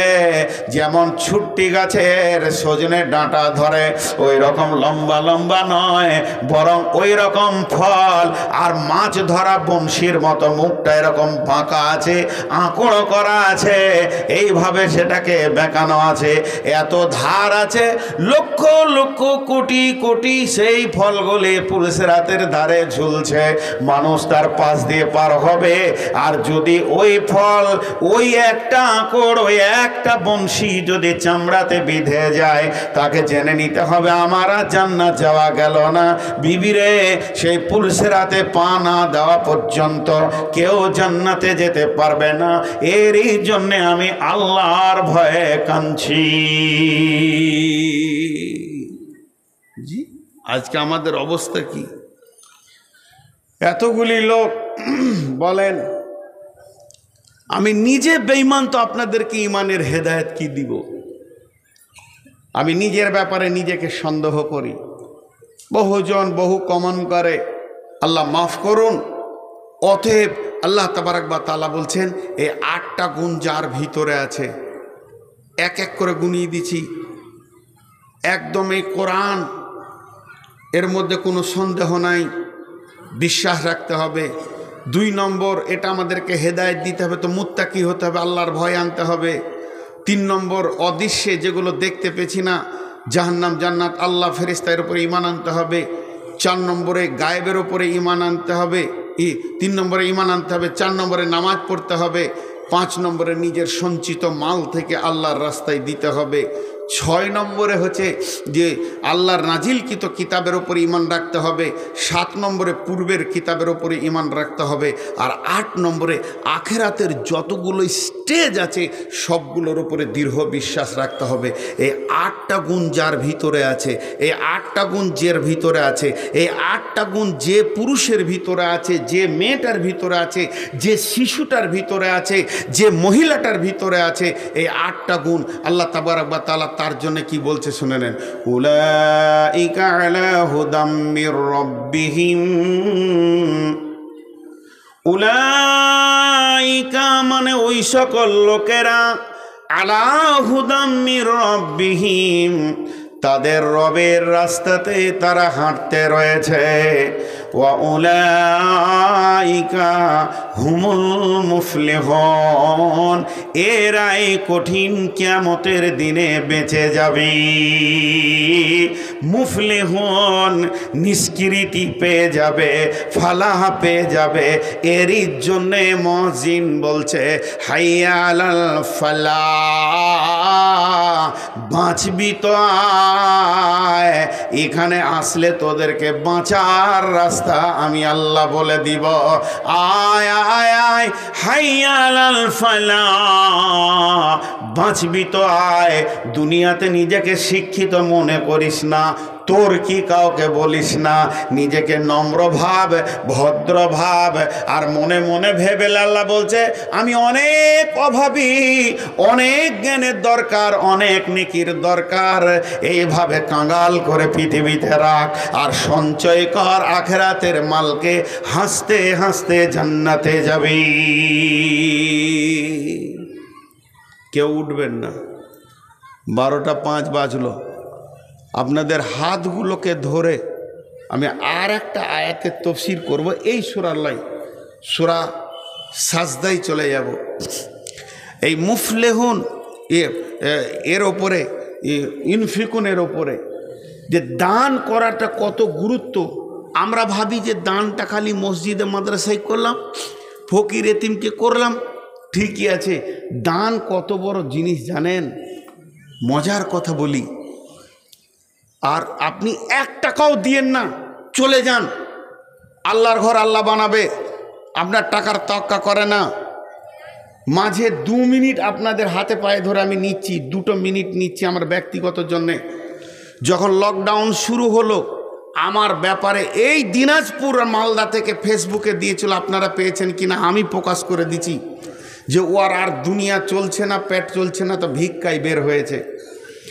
কারণ আমি 2খানা মসজিদ একসঙ্গে কাজ করছিলাম, 38 লক্ষ টাকা ঋণে পড়ে গেছিলাম মসজিদ দুটা করতে গিয়ে। আর লকডাউন শুরু হয়ে গেল, আমার জালসা বন্ধ হয়ে গেল, পুরা আমি ঠান্ডা হয়ে গেলাম। চারিদিক থেকে খালি আমাকে ছিঁড়ছে, যেমন কুকুর মরা গরু ছিঁড়ে ওইভাবে ছিঁড়ছে। দোকানদাররা অবশ্যই টাকা পাবে, ছিঁড়বে। তখন আমি বের হয়ে আপনাদের এলাকা পর্যন্ত এসেছি, খানপুর পর্যন্ত এসেছি, আফজাল ভাইয়ের কাছে। এলাকায় কিছু কালেকশন করেছি, তো ফেসবুকে দিয়ে দিলে জালসা বন্ধ হয়ে গেছে, ওর রুজি রুটি আর চলে না, তো এখন গায়ে গায়ে ভিক্ষা করে বেড়াচ্ছে। তো মসজিদ আল্লাহর ঘর, আমাকে যদি এখন স্টেজে ধরে হিসাব নিতে চান তো আমি বেশি হিসাব দিতে পারবো না। ওই খুব বেশি পারলে আপনাদেরকে 70 থেকে 80 লাখ টাকার হিসাব দিতে পারবো। অথচ 2খানা মসজিদে 2 কোটি 20 লক্ষ টাকা খরচা হয়ে গেল। 2 কোটি 20 লক্ষ টাকা দিয়ে আল্লাহ মসজিদগুলো, এই অধম 20 থেকে 30 লাখ বলতে পারেন, এই অধমকে দিয়ে আল্লাহ বানিয়ে নিয়েছেন। আর এখন একটা রানিং মসজিদের কাজ চলছে, যেটা 40 থেকে 42 লক্ষ টাকার বাজেট আছে। এই পর্যন্ত 27 থেকে 28 হাজার টাকা খরচা করলাম। আজকে রাতে বাড়ি যাব, কালকে সকালে বোলপুরে এসে মার্বেল লাগানো হয়ে গেছে, খালি টালিগুলো আর রঙের ব্যবস্থাটা করব কালকে ইনশাআল্লাহ। তো মসজিদের যেসব ছেলেরা কমিটি আছে ওদেরকে বলছি যে মসজিদ বানানোর ব্যাপারে মানুষের ওপরে বিশ্বাস রাখতে হবে না, তাওয়াক্কুল করো আল্লাহর ঘরকে। আল্লাহ কার কান ধরে টাকা দেবে সেটা আল্লাহ জানে। অতএব আপনারা যে জয়জন বসে আছেন, আমি আপনাদের জোর করে পকেটে হাত ভরে টাকা নিব না। খালি একটা কথা আপনাদের হাতে পায়ে ধরবো, আমার এই আয়াতের তফসিরটা শুনে তারপরে উঠে পালিয়ে যাবেন, বাড়ি চলে যাবেন, টাকা লাগবে না। এখানকার মসজিদ আল্লাহ আল্লাহ তার ঘরকে চালিয়ে নেবে। শুধু একটা তফসির আপনাকে দিব। এই যে অক্ষম ভাই, উনি কত কষ্ট করে এসে 100 টাকা দিলেন মায়ের জন্যে, চোখে পানি পড়লো টস টস করে, ওনার এই রকম ইনকাম, তো সেই লোক দিল। তো আমি আপনাদেরকে খালি একটা আয়াতের তফসির করছি। বিসমিল্লাহির রহমানির রহিম। মা বোনেরা শোনেন। তাতাজাফা জুনুবুহুম আনিল মাজাজি'i ইয়াদউনা রাব্বাহুম খাওফান ওয়া তামাআ ওয়া মিম্মা রাযাকনাহুম ইউনফিকুন। এইটা হলো টাকা। টাকা কি মহব্বতের জিনিস গো, দেখলেই জান শান্তি হয়ে গেছে। তো এটাকে আমি বুঝাচ্ছি উদাহরণ দিয়ে, এটা আমার মহব্বতের জিনিস। আর একদিকে মহব্বত হলো আমার আল্লাহ। একটা জয়ীফ তফসির করছি আপনাদের কাছে, বলে দিলাম জয়ীফ। আর ইসরায়েলি ঘটনা যেগুলো আছে বানি ইসরায়েলদের, বেশিরভাগ জাল জয়ীফই আছে। ক্লিয়ার কথা বলে দিচ্ছি, আমাকে কাল ফোনে বলবেন না যে হাদিস নম্বর কত। এগুলো তফসির, আবার জয়ীফ, আর এগুলো হচ্ছে জাল জয়ীফ, এবং এগুলো খুব দুর্বল, কিন্তু এর মধ্যে একটা জ্ঞান আছে। তফসিরে এটা মারফুল কোরআন থেকে পেয়েছিলাম। কি দিয়েছে যে ইউসুফ আলাইহিস সালামকে, আমি ইউসুফ জুলাইখার যে ঘটনাটা জীবনে একবার বক্তব্য রেখেছি, 3 ঘন্টা 4 ঘন্টা লেগে গেছিল। তো ইউসুফ জুলাইখার যে কিস্সাটা আল্লাহ কোরআনে এনেছে, ওই জায়গায় তফসিরবিদ একটা তফসির লিখেছে যে হজরতে ইয়াকুব আলাইহিস সালামের কোল থেকে ইউসুফকে আল্লাহ কৌশল করে কেড়ে নিয়ে বহু দূরে সরিয়ে দিলে, বছরের পর বছর। ইয়াকুব কি দোষ করেছিল? ঘটনা যা হবে হোক গা, এই ঘটনাতে লাখো জ্ঞানের ভান্ডার আছে। আল্লাহ কোরআনে বলেছেন আহসান আল কাসাস, এটা হলো ভালো কিস্সা। কেউ যদি বলে যে এটা গল্প, তার কাবিরা গুনাহ শুধু হবে না, সে কোরআনকে অস্বীকার করলো। আল্লাহ বলেছেন আহসান আল কেসাস। আহসান আল কেসাস মানে ভালো ঘটনা। প্রত্যেকটি ঘটনার এক আঙ্গুলে একটা করে জ্ঞানের কথা, এক আঙ্গুলে একটা করে জ্ঞানের কথা। তো তার মধ্যে এটা একটা তফসির এনেছে জয়ীফ, যে কেন ওকে সরিয়ে দিলে বাপের কোল থেকে, বাপের কোল যে কাঁপেনি, বাপ কি কাঁদেনি, তাল্লাটা করলেন কেন? তো আবার শেষকালে বলছি এটা জাল জয়ীফ হতে পারে। জয়ীফের তফসিরে লিখছে হযরতে ইয়াকুব নামাজ ধরেছে, ধ্যানের সঙ্গে নামাজ পড়ছে, আল্লাহকে স্মরণ করেছে, সাজদার দিকে তাকিয়ে আছে। আর ইউসুফ ছিল দেখতে অনেক সুন্দর, পাশে শুয়ে আছে। আর নামাজ পড়তে পড়তে বেটার দিকে নজর তুলে দিয়েছে, মনটা খুশি হয়ে গেছে। আমার আল্লাহ বলছে ইয়াকুব রে, কত বড় ভুল করলি, বেটা তো আমিই দিয়েছি, আমার থেকে কি তোর বেটা বেশি সুন্দর যে আমার দিকে ধ্যানটা কেটে দিয়ে বেটার দিকে নিয়ে চলে গেলি? তোর ওই বেটাটাকে তোর কোল ছাড়া করে আমি তোকে জ্ঞান দিব, তোর বেটাটাকে আর তোর কোলে রাখবো না, দীর্ঘদিন তাকে তোর কোল থেকে হটিয়ে দিব। তার জন্য এই বিরাট বড় ঘটনাটা আল্লাহ ঘটালেন। রেখে দেন কথাটাকে, ওটা মাথা থেকে উড়িয়ে দেন। এখন আমি যেটা উদাহরণ দিচ্ছি ওইদিকে আসেন। আল্লাহ এই আয়াতে কি বলছেন? ওই আল্লাহকে কোথা পাবো? চলেন আল্লাহকে খুঁজে বার করি আমরা সবাই। তো স্বয়ং আল্লাহর সঙ্গে কথা বলবো, মানুষের সঙ্গে বলবো না। তো আল্লাহ আছে দুই আকর্ষণের মাঝে, দুই আকর্ষণের মাঝে আল্লাহকে পাওয়া যাবে। আর একটা জিনিসের মাধ্যম দিয়ে পাওয়া যাবে। কীরকম মজা দেখেন, পৃথিবী কোথা ঘুরছে বলে দুই আকর্ষণের মধ্যখানে। আল্লাহ বলছেন তাতাজাফা জুনুবুহুম আনিল মাজাজি ইয়াদউনা রাব্বাহুম খাওফান ওয়া তামাআ ওয়া মিম্মা রাযাকনাহুম ইউনফিকুন। তোরা যদি স্বয়ং আল্লাহর সঙ্গে কথা বলবি তো 4টা গুণে গুণান্বিত হয়ে যা। পৃথিবীর সব থেকে বড় সম্পদ হলো নারী, বিবি, এবং সেই বিবির সঙ্গে তোর গভীর সম্পর্কটা থাকে গভীর রাত্রিতে। দুইজন প্রেমের গলা জড়িয়ে ধরে শুয়ে আছিস, শীতের লেপের ভিতরে কত আনন্দের মধুর দিন যেছে। ওই সময় বিবিটাকে কোল থেকে সরিয়ে দে, হে বিবি তুই তোর স্বামীকে কোল থেকে সরিয়ে দে, যে উঠে পড় কার প্রেমে? আল্লাহর প্রেমে উঠে পড়। যে উজু করে মুসল্লাটা পেরে দে। 2 নম্বরে ইয়াদউনা রাব্বাহুম, এবার রবের সঙ্গে কথা বলতে শুরু কর।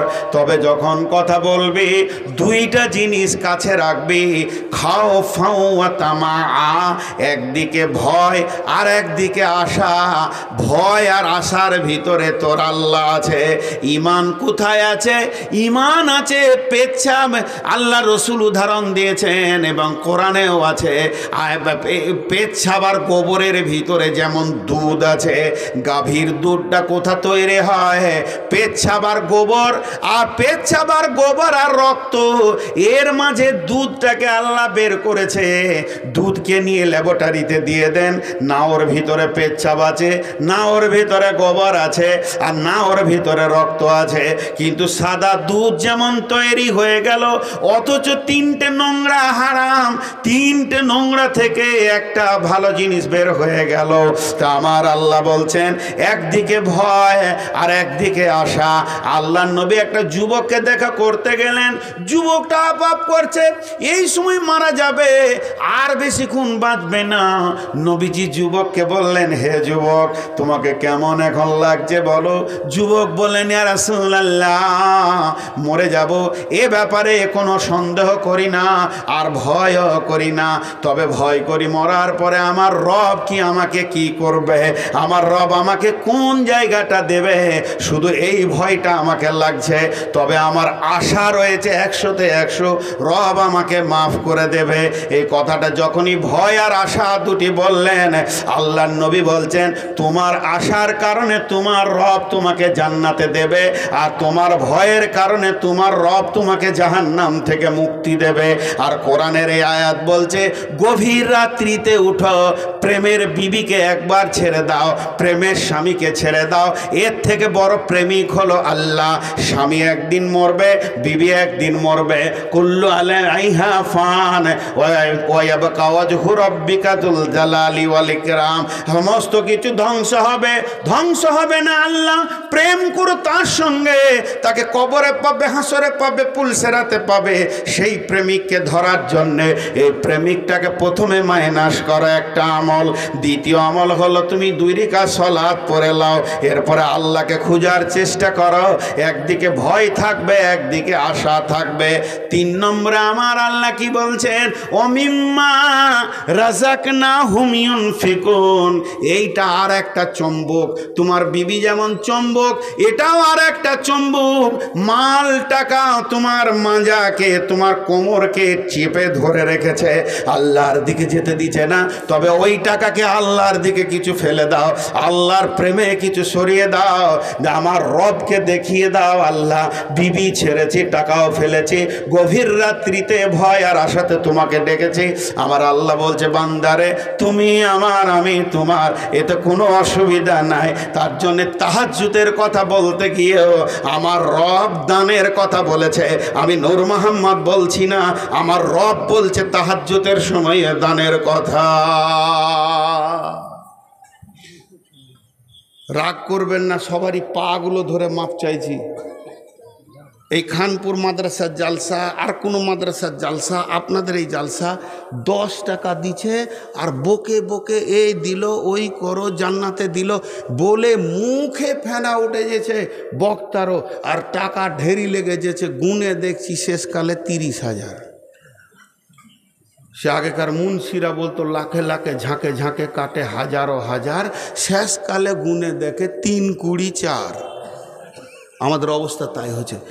একজনার নাম বলবো না মাইকে, শুধু রবের প্রেমে কেউ আছেন 5,000 টাকা দেন না, আপনার নাম মাইকে ঘোষণা হবে না। আর কেন দিচ্ছেন এটাও দরকার নাই, বাপের নামে না, মায়ের নামে না, ভাইয়ের নামে। যাকে দিচ্ছেন ও জানে কি না আপনার দিলটা, আপনি নিজেকে বলেন এমনি করে। দেখেন এই পর্যায়ের একটা দান আছে, তবে যে বলা যাবে না তা নয়, বলা যাবে। আমার আব্বার নামে 100 টাকা দিলাম, আমিও দোয়া করতে পাবো, না যায় চলা, এগুলো ফতোয়া দিচ্ছি না। কিন্তু আপার লেভেল হচ্ছে চুপ। ইব্রাহিম আলাইহিস সালামকে ফেরেশতা বলেছিল তোকে যে আগুনে ফেলবে কি করব বল, বলছে তোকে কিছু বলবো না, আমি যাকে পূজা করি সে জানে আমার কি দরকার। বাস আল্লাহ দেখিয়ে দিলে, আগুনটা থাকার জায়গা করে দিলে। হাত দুটা ধরে বলছি 10টা মিনিট উঠবেন না, 10টা মিনিট। আপনি টাকা দিয়েন না, 1 টাকাও দিয়েন না। মা বোন, আমি আপনাদের পেটের সন্তান, আমার মাও মেয়ে, আমার বেটিও মেয়ে, আপনারা আমার বেটি, আপনারা আমার মা। বিধায় জি 5,000 টাকা দেখেন দিয়েছে, কোনো নামের প্রচার নেই। আছে লোক, আছে, এ যুগেও লোক আছে। বললাম তো এই মসজিদটা হলো কি করে জানি না, কোন গ্রামের চিনি না, জায়গা মাপতে এসছে। আমিন 20,000 টাকা কার হাতে দিয়ে বলেছে মুলবিকে দিয়ে দিস তা। আরে কে রে বলে, বলেনি, ও বলেছে খালি দিয়ে দিস।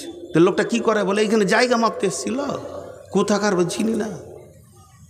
আছে লোক, মহিলারা টাকা পাঠিয়ে দিয়েছে 2,000 3,000 মসজিদ যখন বানায়। কে দিলে বলছে বলতে মানা করেছে, তোমাকে দিছি তুমি লাও। ছোট ছোট ছেলের হাতে দিছে, যে ভালো করে কথাও বলতে জানে না। তো আছে লোক, আজও আছে, এই মহফিলেই আছে। আপনি আপনার টাকা দেবেন, কিচ্ছু বলবেন না, চুপচাপ দেন। 5,000 টাকা কেউ দেনেওয়ালা আছেন, মা বোন কেউ আছেন যে গোপনে দান করব একমাত্র আমি আমার রবকে ছাড়া কাউকে বলবো না। আমি আল্লাহর কসম 100 বার দিব যে কিয়ামতের মাঠে ওই টাকাটা আপনাকে দেখা দিবে। আল্লাহর গোলামকে আছে তোমরা গুটিয়ে নাও।